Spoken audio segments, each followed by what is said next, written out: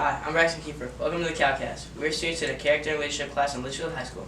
We're excited to welcome you back to our podcast where we'll be introducing our Litchfield Spring coaches. Hello, my name is Vincent Moore, and today we have the LHS girls soccer coach. She graduated from Blackburn College and has played soccer since she was 5. Please welcome in Coach Byots. Welcome, thanks for being here with us today. Thanks for having me. Yeah, just going to ask you a couple of questions about yourself and all the things you do. So, what was your major in college? So I majored in sports management and business administration. I actually changed my major 4 times because, you know, when you're 18, people expect you to know what you want to do with the rest of your life, and that's not always going to happen the way you plan it. So I was going to actually be a PE teacher, and then I thought, you know what, I want to coach, so that's why I went with sports management and then business, because I always have a backup plan. Yeah. So tell us about yourself a little bit. Well, I'm from Carlinville. I graduated, born and raised. My mom's side of the family's from Carlinville. My dad's from Gillespie. I live in Gillespie, been there for about 7 years. I have 2 dogs. I have 3 younger brothers who aren't so little anymore. One is a sophomore in high school, another is a sophomore in college, and then the other one's a junior in college. Pretty adventurous. Like I said, I played soccer my whole life, and I got this job when if I recall right, I was 22. So, yeah, a little bit about me. Cool. Interesting stuff. Yeah. So tell us a little about your family. I know you said we got some brothers and your mom's from Gillespie. And you got any other relatives? Well, I have my grandma. She lives in Carlinville. I've got cousins all over. I've actually got family from up north in Minnesota. I have a cousin who is actually just a year older than me, I'm really close to. We actually didn't meet until I was about 15, which was crazy to think, but yeah, so just extended family in Minnesota, but that's where my grandpa's from. So my mom's side is from there. So we go visit every so often when we can. But yeah, with my dad's side, he's the one that's from Gillespie. He played football, everything growing up, rivals. And then when we moved back to Carlinville, so I could go to Carlinville school because that's where I lived my whole life. My mom, she's from Carlinville, born and raised. We've always been an athletic family. I know my youngest brother, Noah, he plays football, baseball, basketball, does the works. And then my other 2 brothers, again, they're in college and they're figuring out life. So we'll see where life takes them. Yeah. Yep. So big family reunions on the holidays and stuff then? We do. We try to, but honestly, I like to keep it small. Just our little small family instead of getting everybody together. Yeah, so makes it more special. Simple, yeah.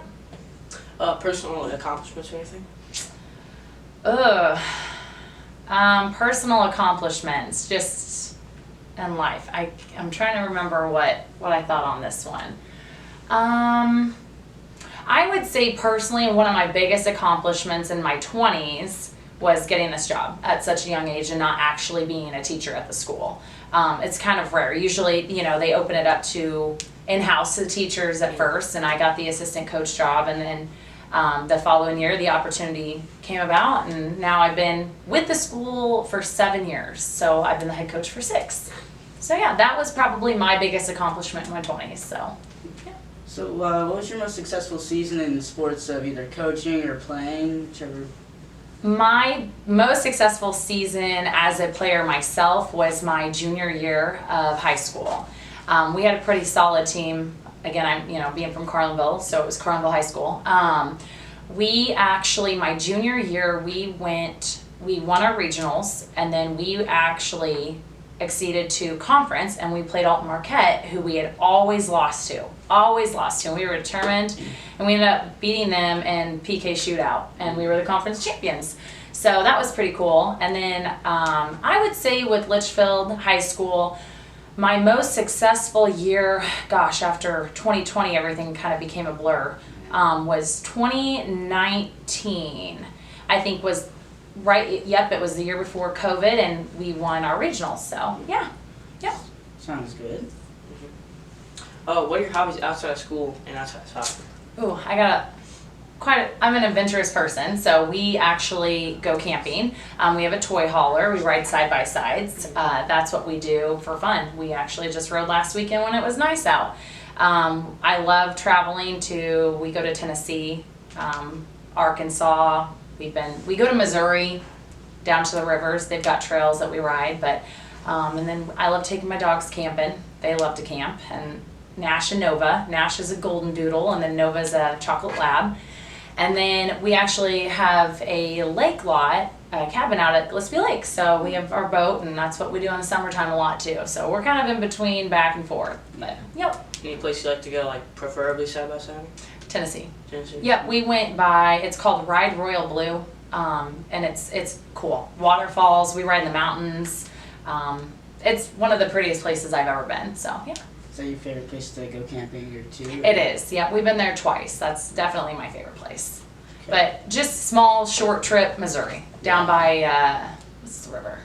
Where you go on float trips by Bass River, Eminence, Missouri. Yeah. I think that's where it's at. Yeah. Yeah, it's Yep. a pretty cool place. It is. So, tell us, I know you told us a little about your 2 dogs, but you have any other pets, or do you want to have any other pets? Oh yeah, I'm always gonna be a dog mom. I don't have any children yet, so yeah. Nova's actually 9 months old, our chocolate lab. So she's, yeah. I don't think I'll have any dogs until she's obedient. So and then Nash, he's 3. He's a golden doodle. He is the silliest. We had a yellow lab. His name was Dozer. We lost him last June, pretty tragically. But Nash was really lonely, and he used to torment his brother Dozer. Well, when we got Nova started tormenting Nash. So roles have reversed because Nash is older now. So he's like, oh, quit biting on me. Yeah. But yeah, that's my favorite. My dogs are my favorite. Alright, we'll get into kind of the soccer realm now. So, Okay. what is your favorite soccer team? Litchfield Panthers. Litchfield The Lady Panthers. Duh. You got any, I don't know. You got any, what's your favorite professional team?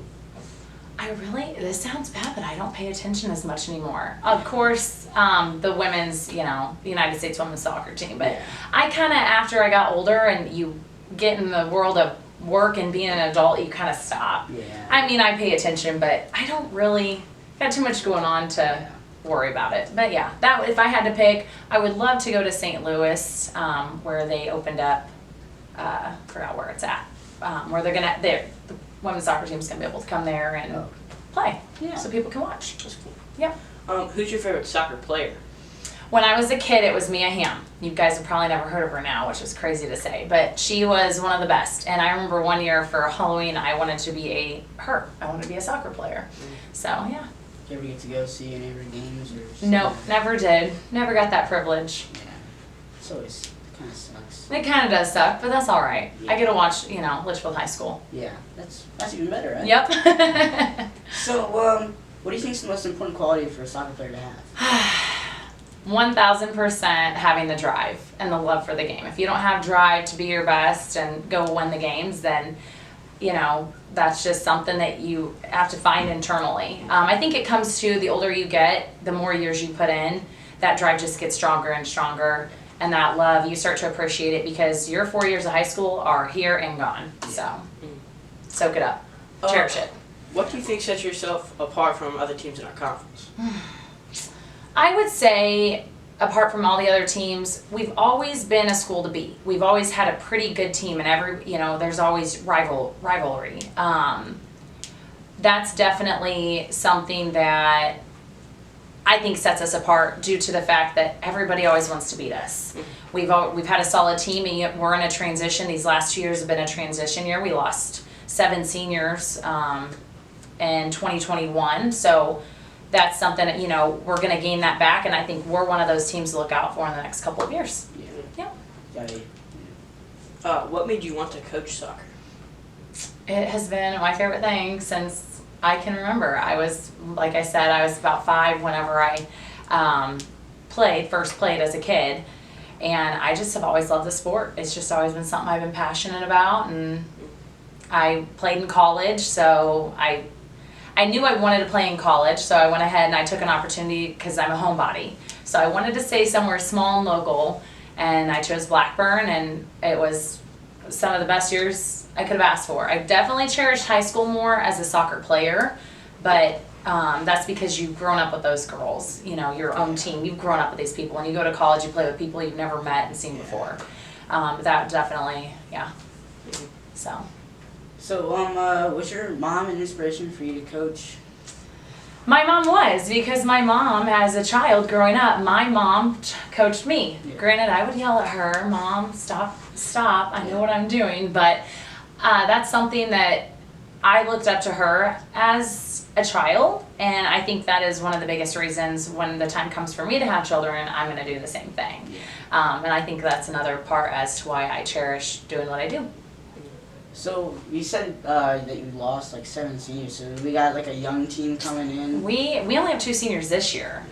We only lost 1 senior last year. Okay. So the year before that was 2021, and we did lose 7. So yeah, that's, I know next year we have a big group of girls that are graduating, but we also have a great group of girls coming up. Yeah. I'm always looking out, always watching. Sounds like we got a pretty young, Yeah. spiritful team. We coming do. up. We have a lot of freshmen, and a lot of them start, so.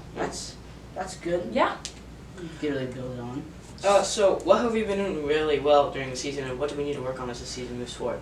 Really well is just keeping our head up, trying to stay positive, you know, between the wins and the losses, and to move forward. I think it's just an internal drive. Like I said, that's where that drive comes from, and that love as a soccer player, that commitment to the team, and just wanting to work on those little things, you know, such as making a good pass, or even chipping the ball down the field. Those little things, that's what, you know, that's what definitely we look out for to try to be better at. And my favorite thing as a coach is when a girl, you know, one season as a freshman or sophomore improves so much, and then they find themselves starting or just one of the best players on the team, you know, working for that.